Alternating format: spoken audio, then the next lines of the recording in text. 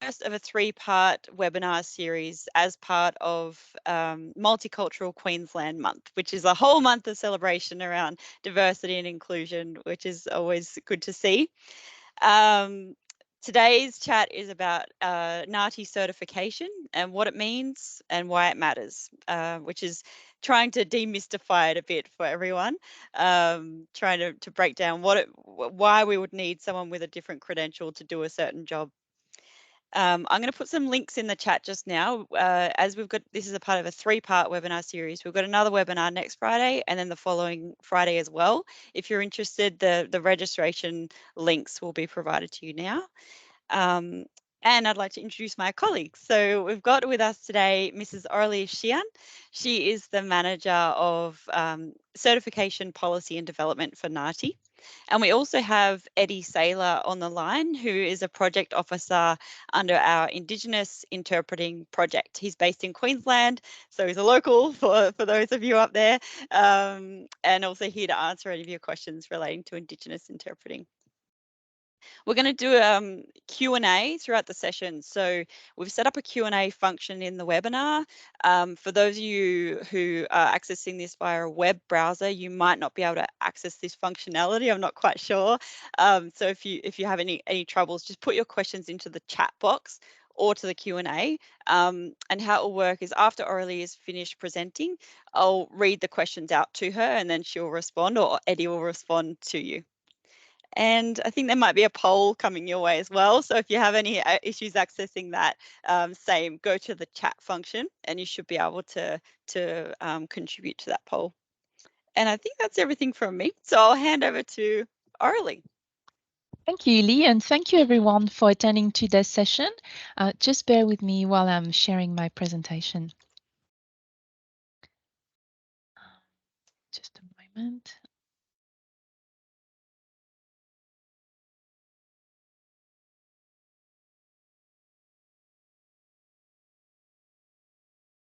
Sorry about that. There we go. So you should be able to see my slides now. So before I start presenting, I'd like to start by acknowledging and paying my respects to Aboriginal and Torres Strait Islander peoples as the traditional custodian of this land and speakers of its first languages.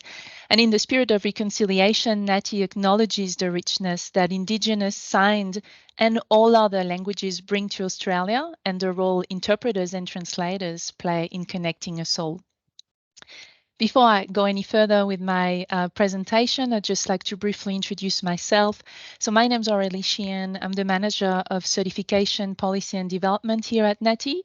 I've been working at NAATI since 2018 in a variety of roles, and I've been in my current role for the last 2.5 years.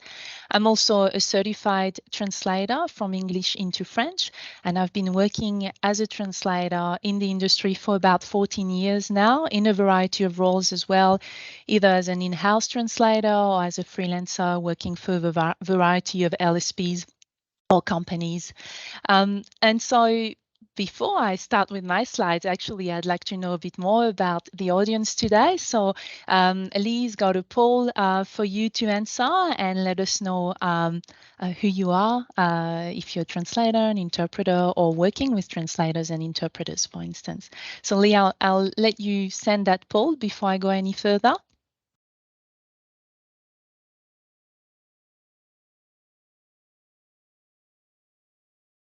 Let me know when I can pursue.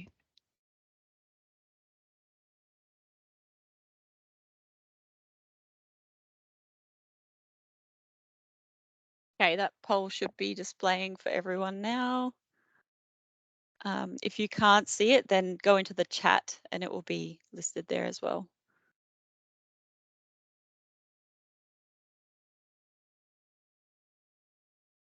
I'll just give you a couple of seconds to answer that, and I think we should be able to see the results instantly. Yes, that's right. Yeah, excellent.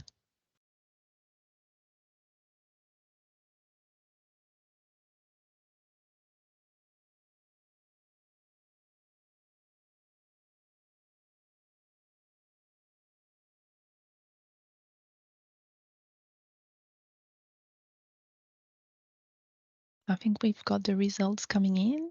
So we've got a couple of interpreters.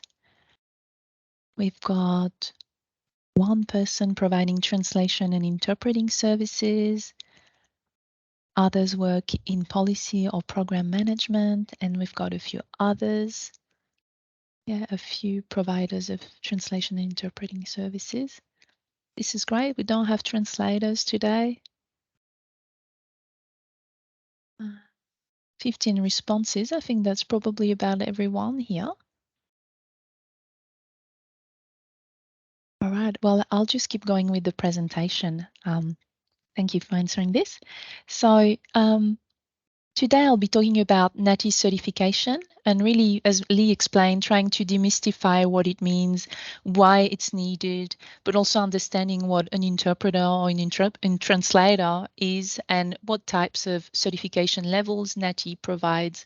So we'll start with a brief introduction to NAATI, and then I'll go into a bit more details about the actual roles we're talking about and what NAATI certification is. And then we'll look as well as at what it means in practice, really, especially if you are looking to work with translators and interpreters, what are the things to look for?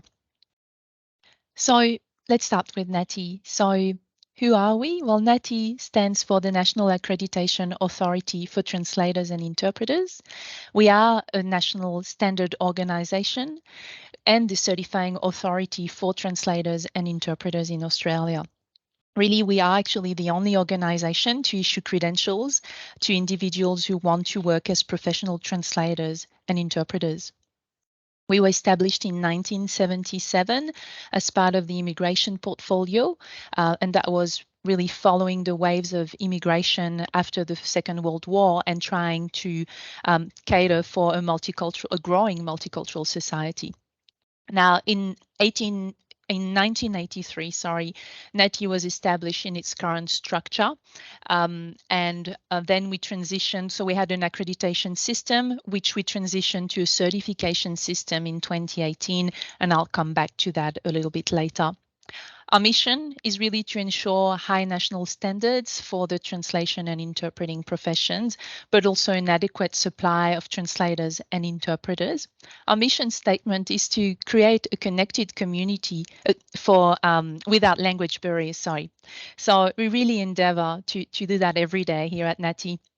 We are unique globally, and we really universal, and the system that we offer is number one in the world in terms of the number of languages that we provide for testing and the number of the credential types we offer as well. So pretty unique internationally. And finally, we've got a unique corporate structure. We're not for profit public company, and we're owned by member governments. Now, I just want to move straight away into the subject with what is a translator, what is an interpreter. Some of you are interpreters, so I will probably not be teaching you anything today, especially in this next slide. But I think it's important to remember that it's a high-skilled profession. And you might have heard some of those misconceptions I'm going to bring up now. You might have heard around you that Google Translate is just good enough. It might be good if it's a very quick translation for yourself, trying to understand the gist of something. But if it's a highly official translation, Google Translate, it's probably not the best option for you. You might have heard that translators translate what people say. It's very common, actually, to hear individuals mixing the concepts of interpreting and translating. They're actually two distinct roles, and we'll come back to that as well in the next slide. But translators really focus on the written word. You might also have heard that translating is a matter of transposing word for word. I actually experienced that in my own career with people thinking that translating is really a matter of having the dictionary and transposing word for word from one language into another. It actually is not the case. Translating is a complex process which involves meaning transfer skills, but also language proficiency skills. And these are the competencies the NAATI tests are actually assessing. So it's a lot more complex in the sense that it involves the understanding the subject matter, but also it involves language skills such as knowing the right register, knowing the norms and conventions of the language, having the right style for the document, understanding the target language, and being able to have a translation that is relevant to them. So there's a range of skills and factors that are required for a good translation. And the same would apply for interpreting with different skills, but it involves different layers of expertise. Now, you might have heard that anyone who speaks another language can translate or interpret. Again, that is a common misconception around bilingualism, that if someone speaks a language, they're automatically a translator or an interpreter. And as I've just explained, it goes beyond just knowing a language. Obviously, having a high level of fluency in the two language or more languages that you work with is really important, but it's not only this. Like, interpreters also need to have really good memory skills, note-taking skills, subject matter expert, and other skills such as interaction management, etc. So it's not anyone who speaks a language, really. You might also have heard that translation is cheap and easy, or that it shouldn't cost a lot of money. Probably, I think it's probably linked to the fact that there's sometimes a misconception around bilingualism and the fact that it is someone who's bilingual is a translator or an interpreter, and therefore it shouldn't cost much. But actually, it is a highly skilled profession, just like an accountant or a lawyer would be. There's a set of skills that is required, and it's not necessarily a cheap service. It's certainly questionable to say it's easy, because it will depend on the type of assignments as well, and some are highly complex and specialized, so it wouldn't be easy. And if that's the case, it would mean that it might be more costly as well to have the right outcome, especially if the stakes are really high, such as in a court setting or in a medical setting as well. However, there is also a place for bilingual skills and bilingual workers in Australian society. And that is something that NAATI actually tests, but separately from its certification tests. We do offer a community language aid test, and my colleague, Michael Nemerich, who is our manager of national operations, will actually be presenting about this in 2 weeks from now. And so if you're interested, you might want to attend his presentation as well. And this is really, this community language aid test is really for people to get the bilingual skills assessed, and especially within their work. So there might be a government officer, but in their work, sometimes they need to use their language skills, and this other test recognizes that, but it doesn't recognize them as interpreters or translators. They don't get a credential from this. Now, just coming back to this slide, you might also have heard that a family member who speaks the language can interpret just as fine. I think we're going back to that idea of bilingualism. Again, especially if it's in a medical setting, for instance, or a domestic violence setting. The family member may actually not transfer all the meaning of the message. They may not know some specialized terminology. Translators or interpreters will prepare for their work. They will do the research that is relevant for the assignment. So again, a family member might have a trust relationship with the person they're helping, but they might not have the actual professional skills to transfer the message accurately and make sure the right outcome is reached through that conversation. So just to give you a little bit more detail, especially for those of you who may not have worked with translators or interpreters, translators, as I mentioned previously, deal with the written word, and that can be in lots of different shapes and forms. It can be books, book translation, legal contracts. They may be translating websites, apps, as well, and we often refer to that as localization. So it's actually translation, but also having in mind to customize the translation to a target audience that might be in a foreign country. So lots of companies do localization of their websites or apps so they can grow globally and reach out other markets. So generally the translation is also an adaptation to the target market. They may be translating advertising materials, official documents, really all types of documents. And as well, through the course of their career, they might also become more of a subject matter expert in certain domains of their work as well. And some might do more legal translations, others might do more marketing translations. It really depends on the individual. So always something to keep in mind as well if you're looking to work with a translator, to see if they're the right match for your assignment as well. Now, for interpreters, they deal with the spoken word or the signed signs, and they work in a variety of settings, such as medical settings, court hearings, business meetings, press conferences, or international conferences if they're conference interpreters, or again, public emergency announcements. But there's a really big variety of settings in which they engage. So coming back to what I was saying previously, really being a translator or an interpreter is a highly skilled profession. It requires a high level of fluency in English and the language other than English, which we commonly refer to as LOT. They need to undertake some formal training. Now, at NAATI, when we assess candidates' eligibility for a certification test, we will ask them to meet some prerequisites, and that includes formal training that is relevant to interpreting or translation.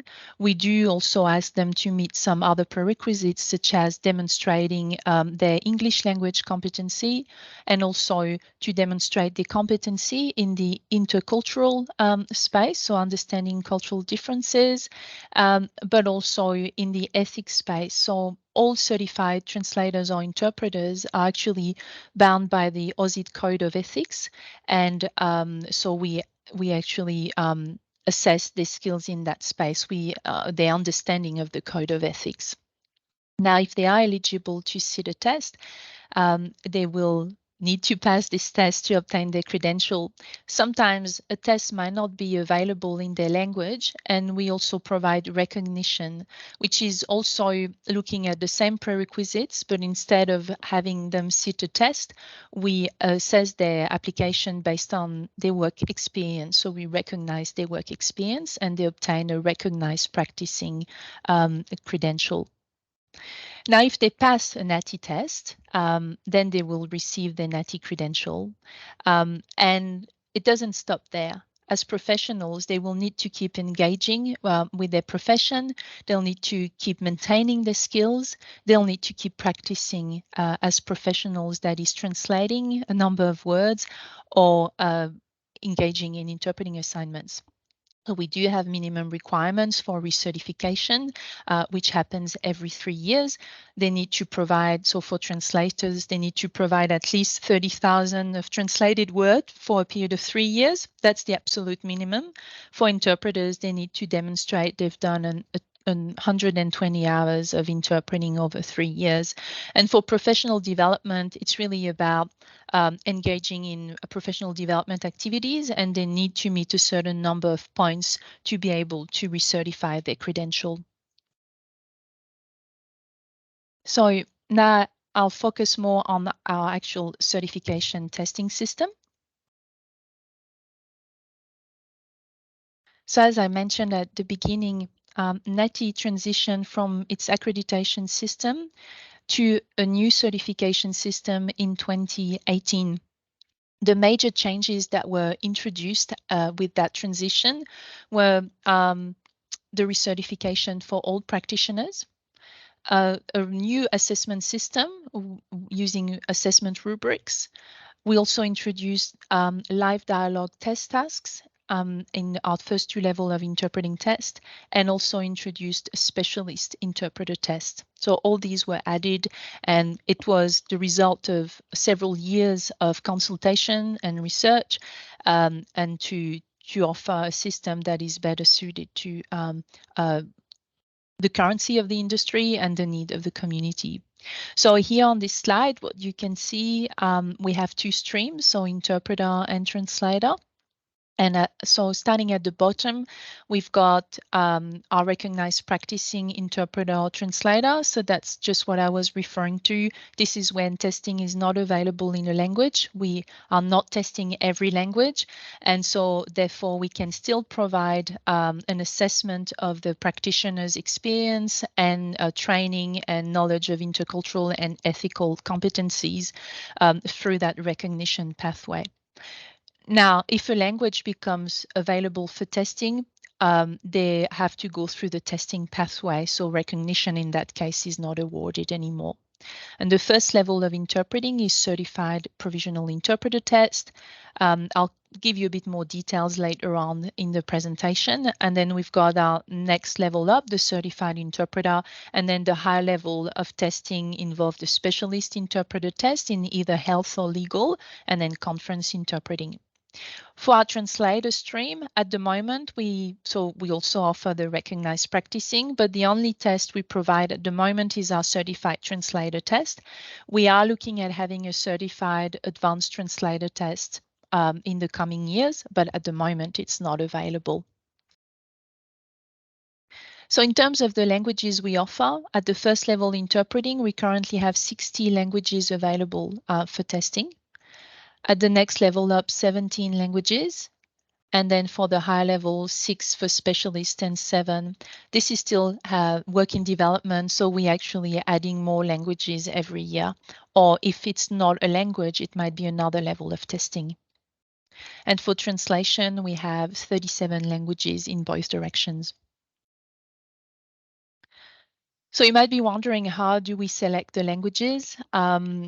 So since 2018, so when we rolled out our new system, as you can see, it's been a growing expansion of languages across all our test types, with CPI, so our first level of interpreting test, being the one with the most languages, and that covers 14 indigenous languages, deaf interpreting, Auslan, and then 44 other spoken languages. So the way we select languages, really we look at a different, at a variety of factors that can influence how demand will be driven and if we can actually develop a test. So the first factor we look at is really the total number of language speakers in Australia for a particular language, and this will drive the levels of the test that we develop as a priority. So if there are more than 100,000 speakers, we will look at developing that language across all test types. But if we only have about 5,000 speakers, we might start with either translation and first level of interpreting, because the demand will be proportionally less as well. We'll have sometimes there are languages where there's no demand at all, so we will not develop a test for that. We'll wait to see if there's some changes in the demand and then address that. We also look at the international status of the language, especially for conference interpreting. It is, most of the conference work will be based in Europe or in the US, a little bit in the Asia Pacific region as well. But at the moment, we're mainly focusing on the UN languages, so French, Spanish, Arabic, Russian, English, and I forgot one. Did I say Chinese? So there are 6 languages. We also look at the offer in Australian training institutions. So we want to make sure that student cohorts studying interpreting and translation in a particular language can have access to certification after they've completed their training. So that will be an influencing factor as well. More practically, we might also look at the feasibility of having an examiner panel as well. Sometimes it's just not possible, depending on the language. We also look at our database of practitioners, and we assess the eligibility of some of those practitioners and see where there's the most demand for testing at the next level up, for instance, and that might be a determining factor as to the next languages we will develop. We also look at immigration trends, again, ensuring that we actually can cater for the needs of the community. And sometimes, again, if we can't offer a test, we'll look at recognizing practitioners. So there can be people out there who have been assessed as meeting a minimum standard by NAATI. So, and same for the community needs. And often we look at different factors together. It's not just one in isolation, it's a correlation, and we assess that and determine our development strategy. So community needs, we engage with language service providers. They might be aware of certain languages that are highly in demand, and that will help us prioritize some of the languages we can offer as well. So on this design, you can see all the languages we currently offer. So as I said, there's 14 indigenous, 2 signs. So Auslan is actually available throughout the whole system, so all the way up to conference interpreting. Deaf is available at this first level of interpreting, and then we have another 44 languages available. So to date, well, especially if we look actually at our last financial year, we've issued over 740 credentials. That's across all tests, all certification test types. We have received over 2,800 applications for recertifications. And again, these means practitioners who hold a certification credential and who have been engaging in the industry, and they have been practicing, and they're applying to recertify the credential. So applying with evidences that they are fluent, current, maintaining their skills, engaging. And so that's an assurance for clients engaging with those practitioners that they are involved in the industry, and they are working at, they're demonstrating that they are doing the work that's required for them to keep their credential. So to date, we have 10,900 practitioners all over Australia holding, so it's aggregated, 15,500 credentials across 177 languages. So the number of languages is higher than the number of languages we test in, because some of those would have recognition because we can't test in their language. So that's why it's higher. So now I just want to move to what it means in practice. And if you are looking to use the services of translators or interpreters, you're probably wondering which level of certification you should look for. It can be quite difficult to navigate the system if you're not familiar with it. You might also be wondering where you can find a NAATI-certified translator or interpreter. And also, you might not be sure once you've found one if their credential is current or valid, and wonder how you can check that. And so I'll drive you through that now. So for translators, as I've mentioned, we only offer one test type at the moment. So you'd be looking for a certified translator. It's the highest level we're currently offering. It is a generalist test, and so and a generalist credential. So it means that people who hold a certified translator credential have been tested on complex but non-specialized content. So they demonstrated that they had the transfer competency and the language competency to work as a professional translator. So they've met that standard to enter the market. Now they can be involved in a variety of assignments, which I've touched on a little bit before. Obviously, straight document translation, revision as well. So you might want to engage with two individuals. One's a translator, one will be doing the revision of that work. You might have decided to use machine translation, but you need to have that content revised for quality because it's a high-stake document, and you need to have that human translator in the loop to guarantee the quality of the output. It might be that you need your website or your app translated, and you want to engage someone for localization purposes. And translators might work more in one area than another. They are generalists. So as I was mentioning earlier on, always good to check with them if they're the right person for your assignment. Now, for interpreting, it's a little bit more complex because we offer 5 levels of certification. The first level is Certified Provisional Interpreter. It is an entry level and it's a generalist credential. So it means that interpreters holding this credential have been tested on non-specialized community face-to-face or remote interpreting. And that's generally the type of assignments they might be best suited for. They again, just like for the translator credential, they have demonstrated they've got the skills to work at this level. Now, the certified interpreter level is the next level up. It's a generalist credential as well. And in that case, practitioners have demonstrated their skills through interpreting complex but still non-specialized content. With that credential, they've also been tested on a range of interpreting modes, that is consecutive mode, simultaneous interpreting, and sight translation. And on this slide, you can see the highest level of certification with our 2 specialist level there, so with health and legal. Next week, my colleague, Dr. Vicky Wong, will present a webinar on specialist tests. So if you are particularly interested in those higher level of certification, I invite you to attend a presentation because she'll give you a lot more details about them.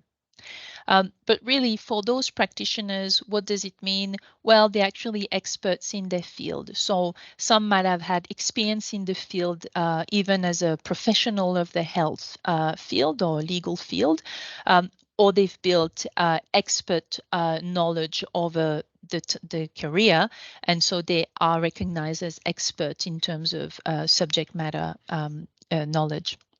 They have been tested on complex and highly specialized content.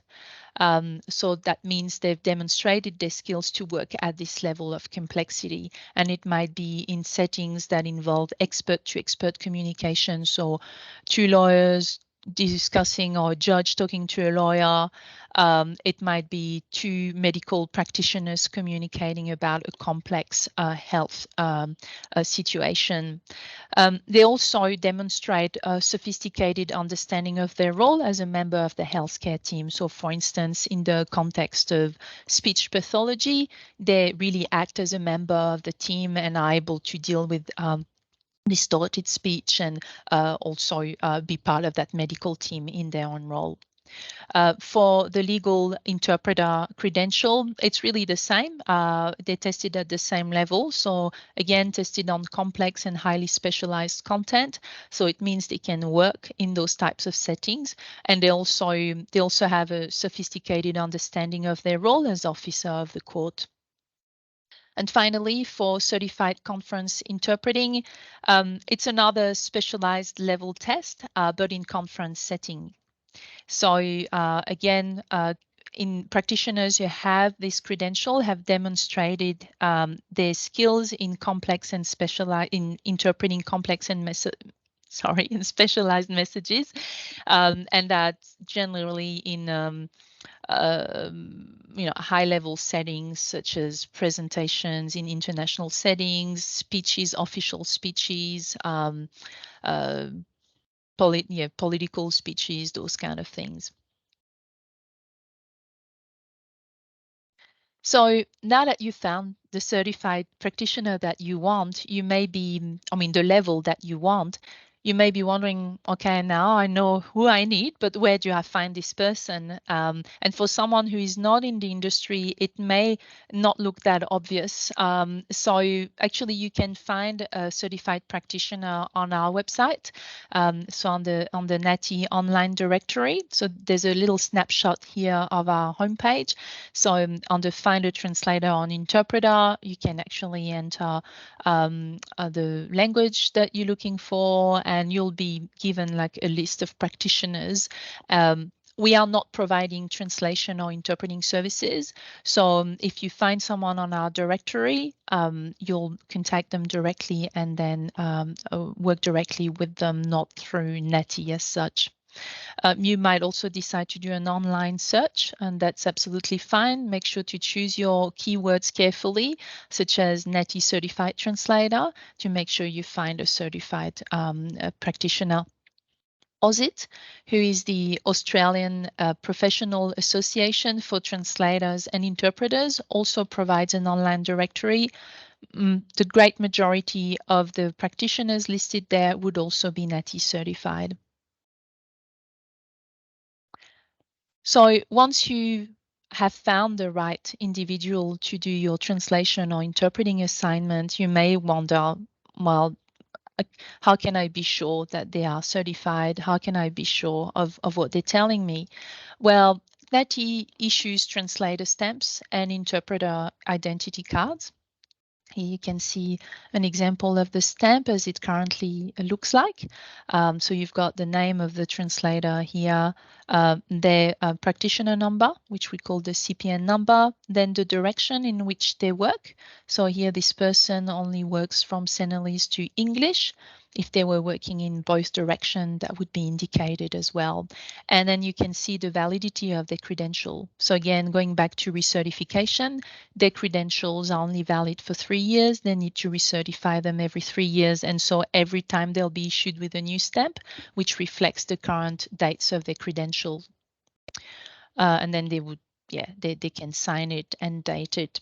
So certified and recognized translators will add their stamp to their translation with their statement as well, acknowledging it's a true translation to the best of their knowledge. There's a specific statement they use.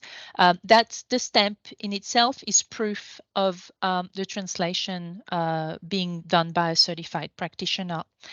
A translator, or in the case of written documents, a certified translator will not be able to certify the original document.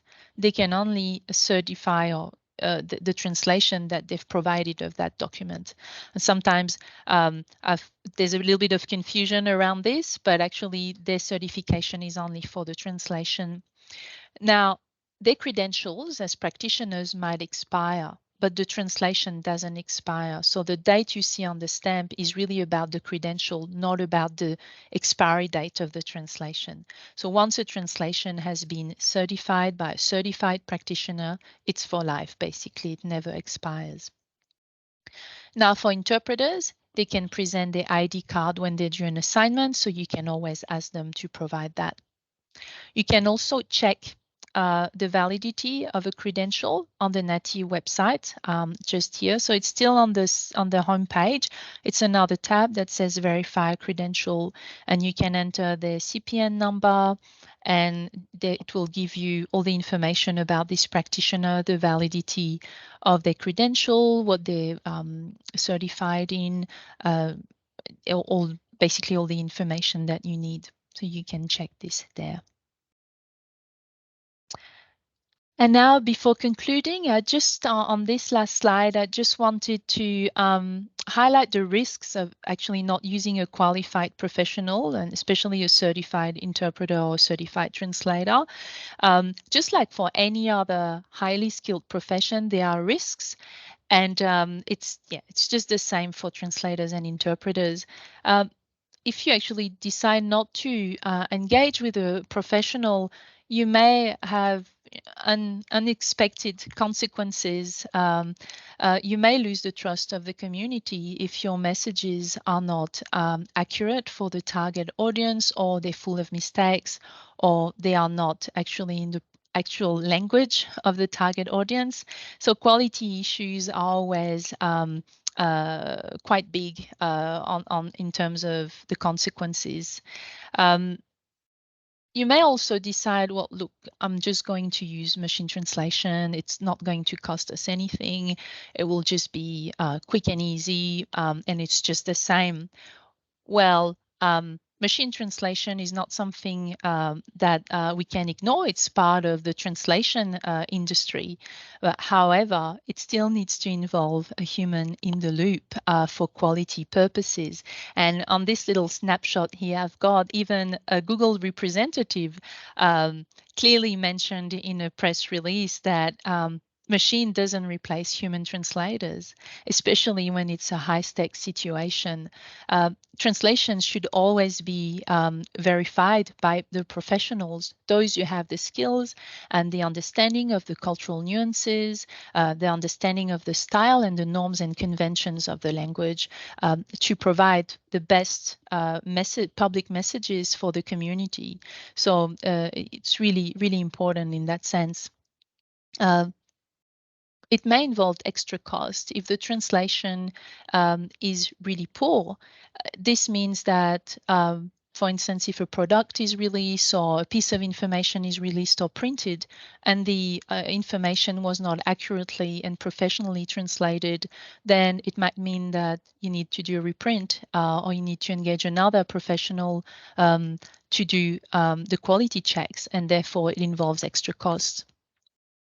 It may also delay making a product available or public information available because there was a need to come back to that and make sure there was the right quality in the message. And all this can create reputational damage as well. And I wanted to finish on this example to highlight the undesired and serious consequences that not involving an interpreter can do, and such as involving miscarriages of justice or serious health impacts on patients. In that little excerpt here, and it's from about 5 years ago.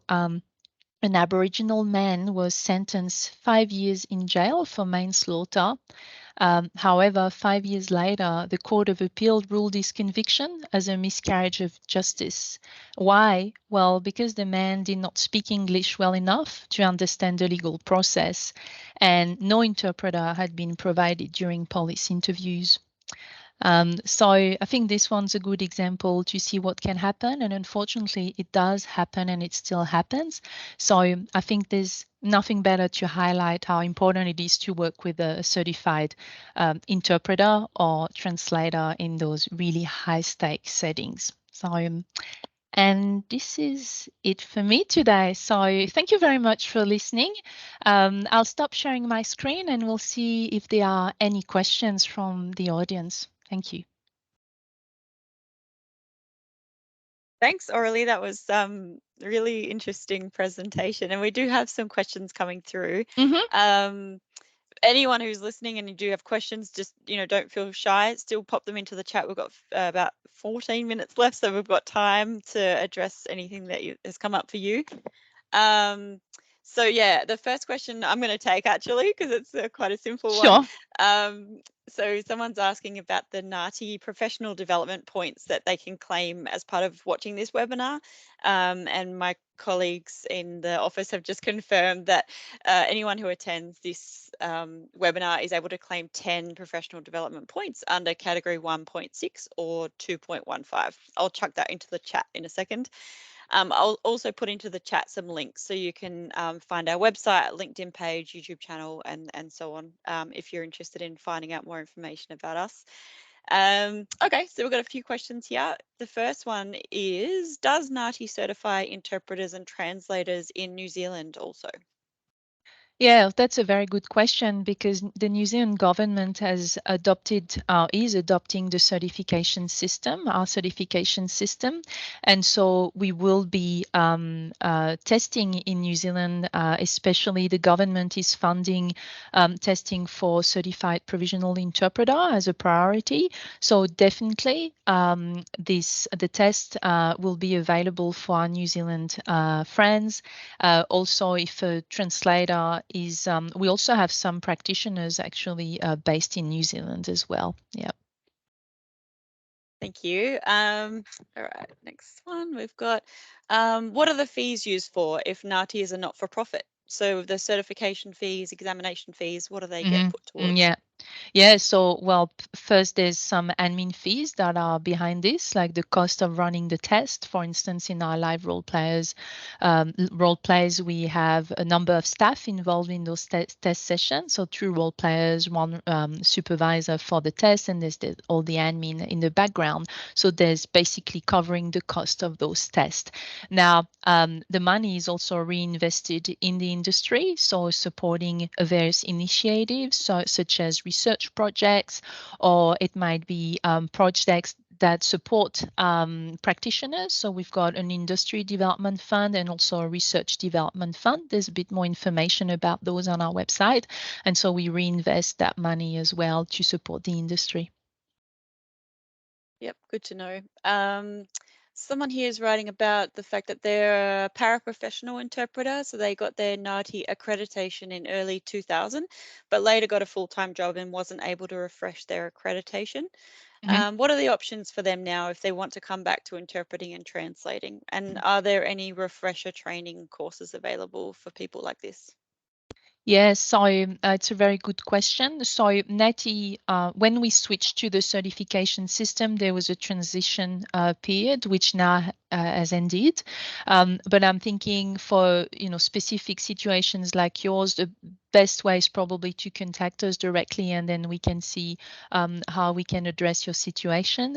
There is certainly training available, especially if you worked as a professional translator or interpreter. I'm not sure. But Interpreter. interpreter, so you would have had training and practice in the past, so you might not need to do a full-on training. And there are some online training courses that are like 10 to 12 weeks that you can do as a bit of a refresher and preparation for your test.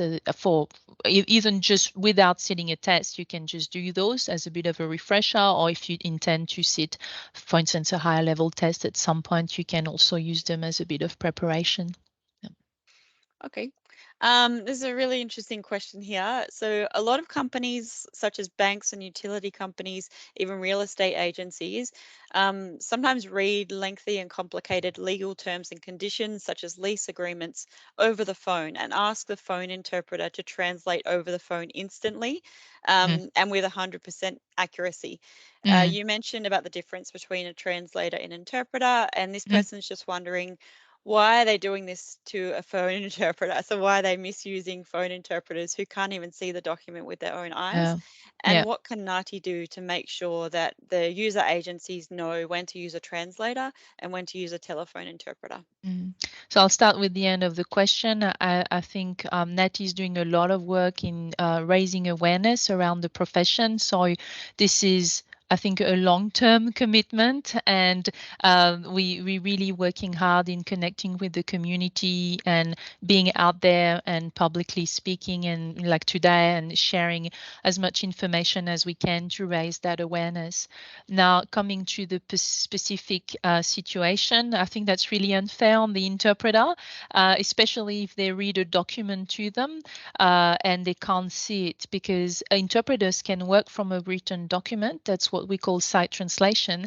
But generally, they have the document in front of them, and they might need to annotate the document, perhaps look up a few words if they can at the time of the assignment. So they really need the text as a support to provide the best interpreting.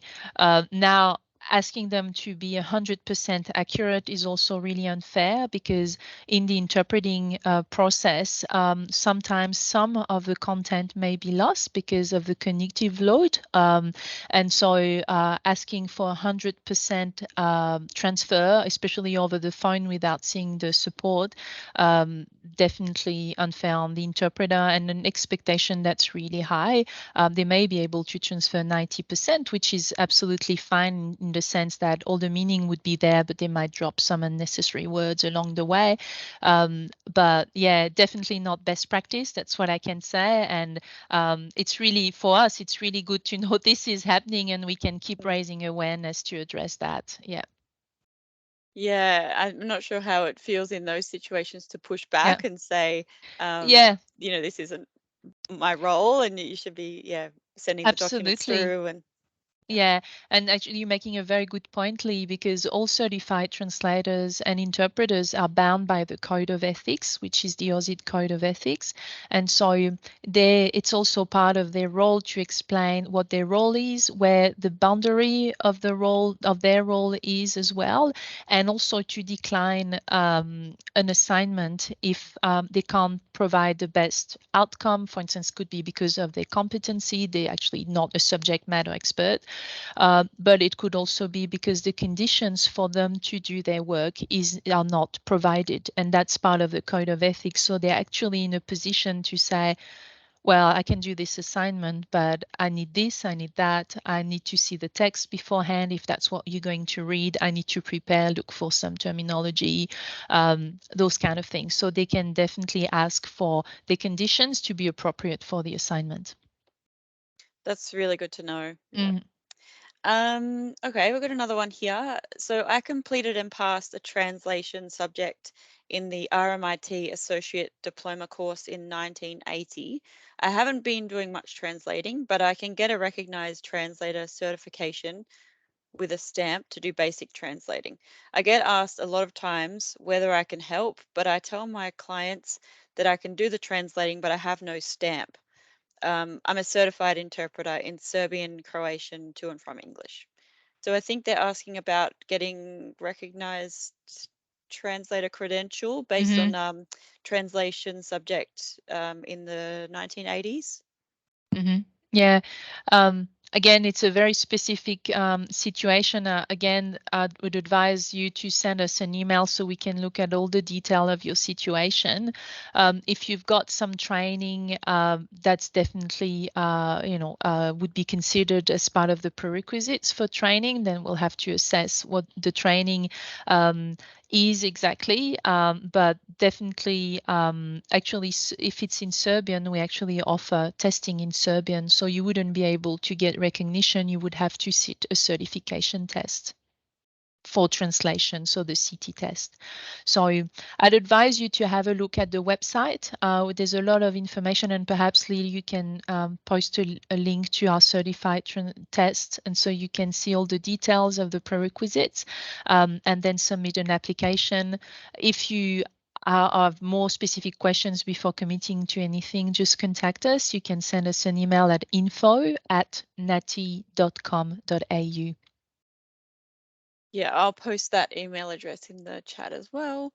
Okay, and then we just got one last question, I think, and that is, what is your opinion about words to words translation versus translation of meaning and intents?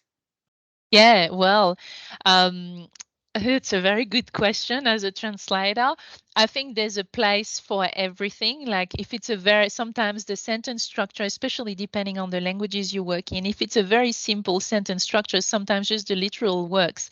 But most of the time, it's about the meaning transfer and making sure it's appropriate for the target audience. So communicating the message accurately with the right style and targeting the audience appropriately. So definitely, if you and I'll speak as a practitioner here, so I'll take my NAATI hat off just for a couple of seconds.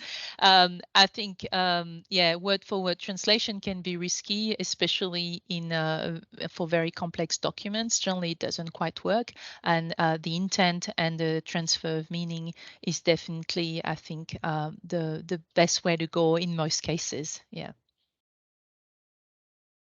Great. Well, I think, oh yes, and the person's responding to say this is especially so when dealing with technical content. Absolutely. Yeah. Yeah. Okay, well that comes to the end of the questions that we've got here, and I think we're just on time, which is perfect. So Excellent. thank you again, Aurélie and Eddie, for joining us and giving this really excellent presentation. And thank you to all of the participants as well. It's really great to see, sorry, that so many people are interested in learning more and understanding more about how to engage with translators and interpreters. I think, yeah, it goes some way to social justice in Australia. So yeah, really important piece of work. Yeah, thank you all, and we'll share some resources after this as well by email. So we've got a couple of brochures to share, and also the recording of the webinar. That's everything. Thank you very much. Thank you. And we'll wrap up. Have a great day.